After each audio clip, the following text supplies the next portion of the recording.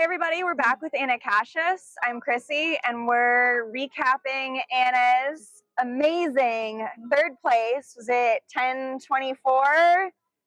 You told me, I finished have no at Canyon idea. 100K, and I think she's coming out of it with something a little special. We talked about it before, but we've got the ticket. How are you feeling? Initial thoughts? Still kind of in shock. Like we talked about, I was definitely just going into this like thinking I would be very happy with the top 10 finish, or top 5 would have been phenomenal. So walking away with the golden ticket is definitely surprising and exciting. I think in talking with everybody, nobody else is excited. I know I put you in my perfect third spot in fantasy. David Lamb put you in second. We all knew what you were capable of. But tell me how it went today. I know you had a strategy. You kind of didn't want to be the hunted. You wanted to kind of maybe be the hunter a bit. So tell me how it played out. Yeah, definitely went with the hunter strategy for sure. Like the first 10 miles are like pretty technical and like downhill, and people of course went out fast. So the first 10 miles I was kind of like, oh gosh, like, okay, yeah, definitely top 10 like would be great, be super happy with that, and was just like getting a little like nervous and stressed. But then I feel like it only went uphill from there, and basically the rest of the race from mile 10 just like slowly picked people off one by one. And yeah, just tried to like really run my own race and focus on like enjoying it, and just really tuned into my body and being like, okay, does this feel comfortable? Like, if not, let's like slow it down a bit and keep it in control. Nice. And it sounded like you did kind of some really good pacing early on. You said, I'm going to let people go, hike a little bit, devil's thumb, play it out. Yeah, definitely. I mean, it helps so much. I'm so glad I came up and saw the course a few weeks ago. When I was out there, it was just like so nice on the climbs, being like, okay, I know how much is left, or I know I get a nice smooth spot after this. And also, like when I was up here a few weeks ago, we were like kind of hammering the climbs, which made them very difficult. So it's like, oh, if I hike part of it, it's not as bad. So that was nice today. Nice. And you made, as you said, kind of a steady move throughout the day. We talked about getting to run with, you know, some of these incredible women that you've never really raced with before. Who did you kind of spend the day with, and did that change throughout the day? Yeah, I was actually surprised how much I ran alone. But I got to share a few miles right before Michigan Bluff with my buddy Elon from the Bay Area. Yeah. So that was great. The two of us like came into Michigan Bluff together and saw our crew. So that was really cool. And then I wouldn't say I really got to run for an extended period of time with any of the women, but like when we were going by each other, whether, you know, they were going ahead of me or I was passing them, everybody was just so friendly, so supportive. So like, yeah, you look great. Like calling each other out by name. It's kind of cool. Like I was like, oh my god, you know my name? Think you know who I am? But yeah, so just like good vibes out there with every time somebody would be passing. Yeah, so everybody was very friendly, but you didn't feel like anybody was maybe working together or like really pushing each other, pacing each other at all? Not for me. I was solo most of the day out there today. Yeah. Did you get to run with Anna McKenna at all? I know you guys were getting really close together. Yeah, we only for like maybe half mile. But yeah, she was one who I think we did go back and forth a couple times with her. Yeah. Yeah, I think I was finding like, I think a lot of people, so technical downhills are definitely not my strong suit. So like some people would be passing me on the downhills and I'd be like, yeah, you're really good at those downhills. And then I would get them on the flats or the up. So. Yeah, the kind of yo-yo game of strengths and weaknesses. Yeah, of course, like this really highlights the different strengths of different runners. Yeah, and it highlights your background, being able to just get the speed, get the uphill push a little bit because you know the course. Yeah, definitely. I really enjoyed those sections where I could just cruise and actually run, and yeah, that was nice. Yeah, and then when did you see coming into the finish? You were right behind Eric LaPuma. Did you Did you get to run with any of the other guys? Did you see Eric at all, or you just kind of caught up to him? Yeah, I must have caught him because I love Eric. We got to know him like when we were on the 100K team together. Yeah. Huge fan of his, always rooting for him, but I had no idea that we were finishing together. But yeah, the finish was so fun though. Like the last mile, like my whole support crew, cheer crew was out there, like going absolutely bonkers cheering for me, which has made me like actually start tearing up. I know. Even when I saw like the whole Impala crew at the finish, I was like, oh no, I'm gonna lose it too. Yeah. It's just such a special like training team you guys have as a dynamic. It was incredible. I told him, I was like, it's a good thing you weren't any further out on the course because I like started crying. Yeah. But yeah, I just feel so lucky to have them coming out here. One of them who came literally landed last night from Europe, and she's like, nope, I'm gonna be there. I'm waking up at 3 a.m. to be there. So yeah, I definitely feel the love. And I was just telling them, I was like, you guys don't understand how much that helps. Like the amount of time I spend out there thinking like, okay, 10 more miles till I get to see my friends again, 9 more miles till I get to see my friends. Like, yeah, like the happy landmarks that you have. Yeah, like that does wonders, making the time go by. And then was there a point at which you knew that you were finishing third and potential for the golden ticket? Did you know that Mary had dropped out? So I passed Mary going up like right before the mile 47 aid station, and I knew she had been in third, but I didn't like put 2 and 2 together that meant I was now in third.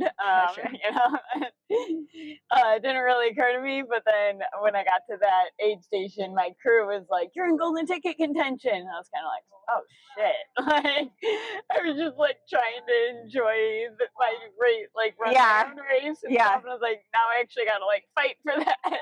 Did you feel hunted at that point? Kind of like. Or just like pressure? Just because like there's so few touch points in this race where you can get intel. So really after my crew told me at 47 that I was in the golden ticket position, from then on you don't know anything. Yeah. So I just had to tell myself that somebody was coming and be like, okay, like I think I'm running a pace that it would be really hard for somebody to, you know, make up ground on me, but you don't know. Yeah. So yeah, felt a little hunted at that point.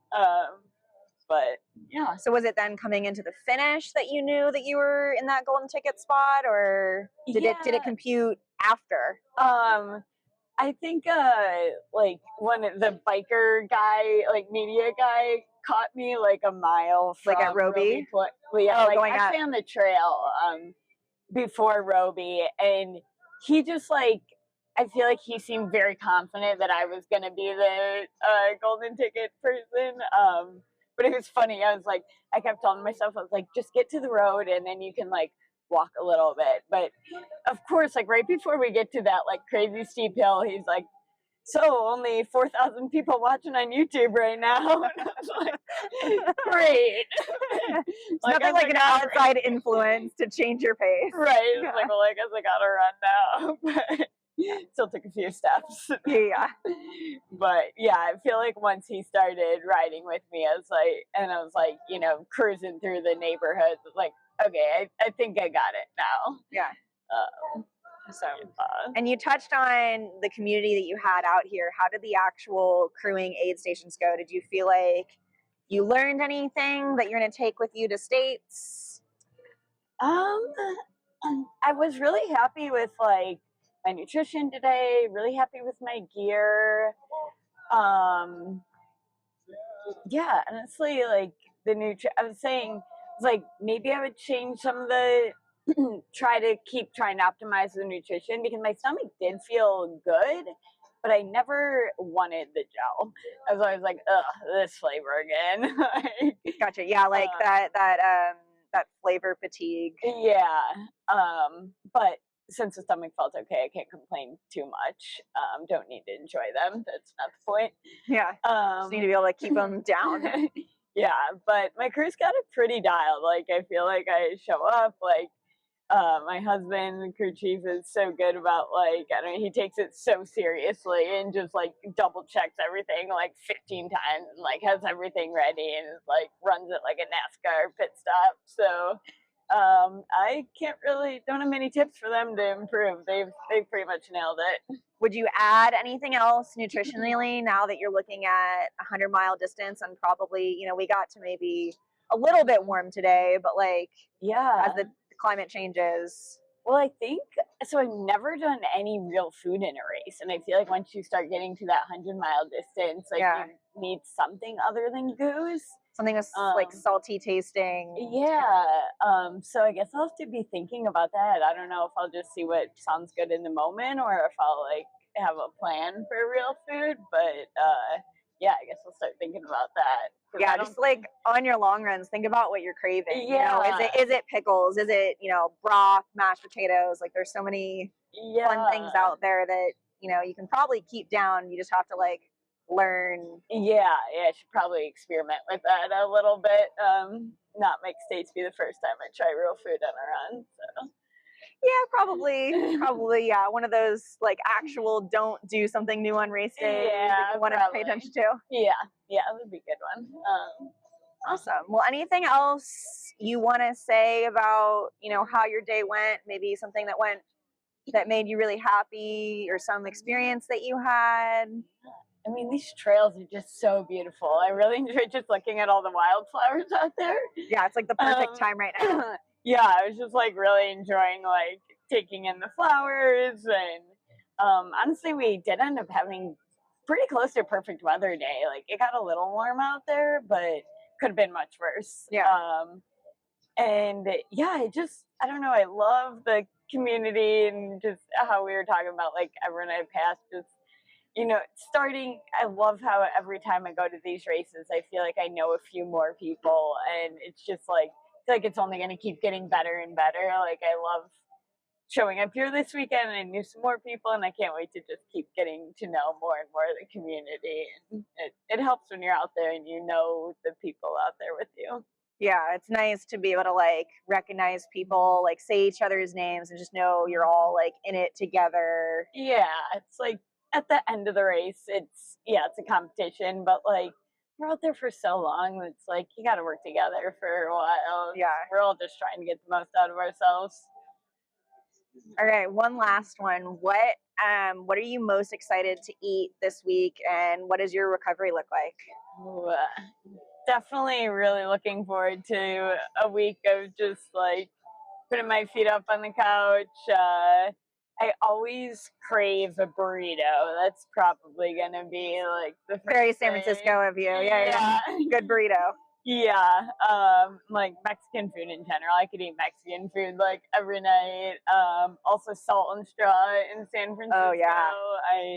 Sure we will be going to Salt and Straw in the next couple days. We are obsessed. Actually tried to get them to sponsor me. I'm like, they would be the best sponsor, but still yeah, that would be clutch. I think we should make that happen for sure. Trying. I've tagged them. But yeah, just looking forward to hanging out with friends, keeping it pretty low key before I start thinking about this 100-mile thing. Yeah. Well, we have full faith that we're gonna see you out in June. Crushing another race, and we can't wait to watch both you and your crew. Sweet. Can't wait to be there. We'll see you there. Yeah, see you there. Thanks, Anna. Thanks.